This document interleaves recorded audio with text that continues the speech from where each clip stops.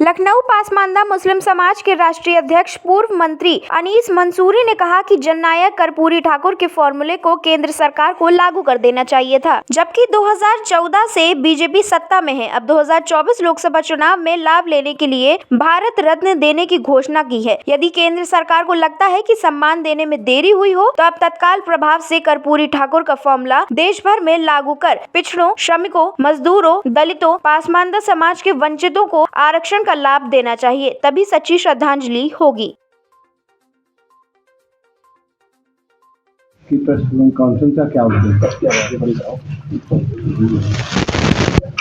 आज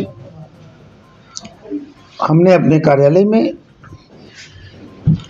जननायक कर्पूरी ठाकुर जी के 100वीं जयंती पर एक संगोष्ठी का आयोजन किया।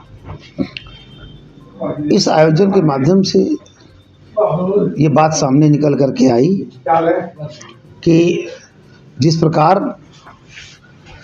भारतीय जनता पार्टी ने कल जननायक कर्पूरी ठाकुर जी को सर्वोच्च नागरिक सम्मान भारत रत्न से नवाजने की बात की और पूर्व संध्या पे ये घोषणा किया। उनकी इस घोषणा से पहले कई वर्षों से हम लोग निरंतर हमेशा कर्पूरी ठाकुर जी की पुण्यतिथि और जयंती का आयोजन करते चले आ रहे हैं। हमने इस माध्यम से हमेशा ये मांग उठाई है। दो बातें कर्पूरी ठाकुर जी से जुड़ी थी। पहली कि सबसे पहले कर्पूरी ठाकुर फार्मूला जो रिजर्वेशन का बनाया था उन्होंने बिहार में लागू किया, वो पूरे भारत में लागू होना चाहिए। मेरी पहली मांग ये थी।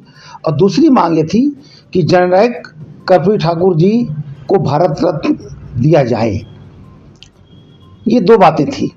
लेकिन भारतीय जनता पार्टी ने 9 साल तक, पिछले 9 साल से ऊपर का वक्फा गुजर गया, केंद्र सरकार में पूर्ण बहुमत की सरकार में है, लेकिन उन्होंने कर्पूरी ठाकुर जी के सम्मान में ना तो उन्होंने भारत रत्न दिया और ना ही कर्पूरी ठाकुर फार्मूला लागू किया।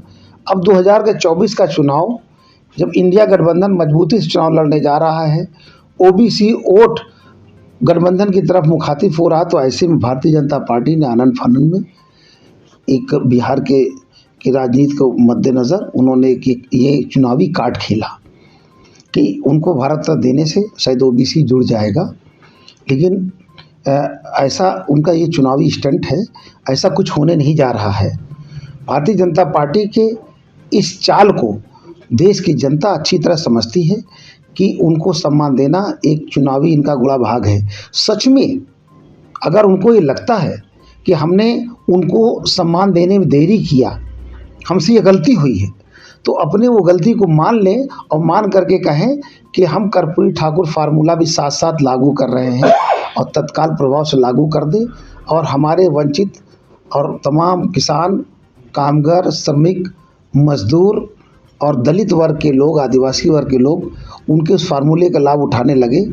तब तो हम समझें कि भारतीय जनता पार्टी की सच्ची श्रद्धांजलि होगी कर्पूरी ठाकुर जी के लिए। अगर वो कर्पूरी ठाकुर फार्मूला लागू नहीं करते हैं, सम्मान देने से हमारा विकास नहीं होना है। और उनकी बात जो उन्होंने सपना देखा था, उसको सपना पूरा करना चाहिए था। सपना तो आपने पूरा नहीं किया, आपने उनको सम्मान दे करके पल्ला झाड़ दिया। इसलिए हम चाहते हैं उन्हें सम्मान तो मिलना ही चाहिए। उसके पहले वो तैयारी करके कर्पूरी ठाकुर फार्मूला लागू करें, लोगों को इसका लाभ हो सके। और दूसरी बात ये कि जो पार्टी के अंदर जिस तरह बैठे पिछड़े वर्ग के नेता, डिप्टी सीएम हो, चाहे वो पार्टी का और भी आला नेता पार्टी से आते हैं, वो केवल कुर्सी की लोलुपता में एकदम बेखबर हैं। जिस तरीके से आज प्रदेश के अंदर, देश के अंदर बैकवर्ड यानी पिछड़े मुसलमानों की तलफी की जा रही है, उनके रिजर्वेशन को डाला जा रहा है।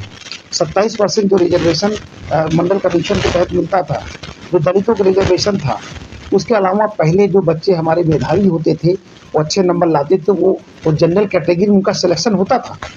लेकिन सरकार एक तरफ तो पिछड़े वर्ग के लिए राग लाप रही है, घड़ियालू राशि फेंकती है, और दूसरी तरफ उसको समाप्त कर दिया कि अब आप 27% बैकवर्ड और दलित के रिजर्वेशन के कोटे के अंदर ही रह सकते हैं, बाहर नहीं जा सकते।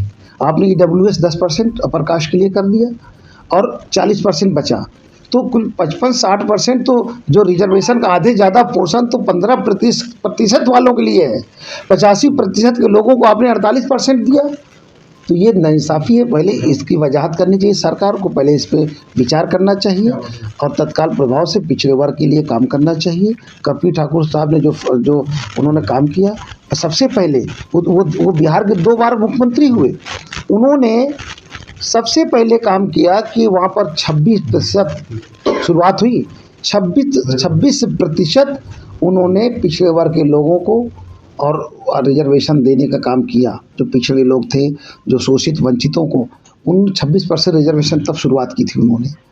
आज अगर सच में उनके बताए हुए रास्ते पे चलने की बात हो रही, तो उनके द्वारा किए गए काम, उनके द्वारा बनाए गए फार्मूले को भी अपनाना सरकार को पड़ेगा, तब जाकर के विचार कर सकते हैं। यदि आपकी प्रेस कॉन्फ्रेंस आपने कोई पत्र तो दिया सरकार को? बिल्कुल, मैंने ये पत्र लिख करके माननीय प्रधानमंत्री जी को और राष्ट्रपति जी को, मुख्यमंत्री जी को, मैं सबको ये पत्र भेज रहा हूँ कि इस पे विचार करें और तत्काल प्रभाव से कर्पूरी ठाकुर फार्मूला के तहत उनका पूरे देश के अंदर, पूरे भारत में वो फार्मूला लागू किया जाए।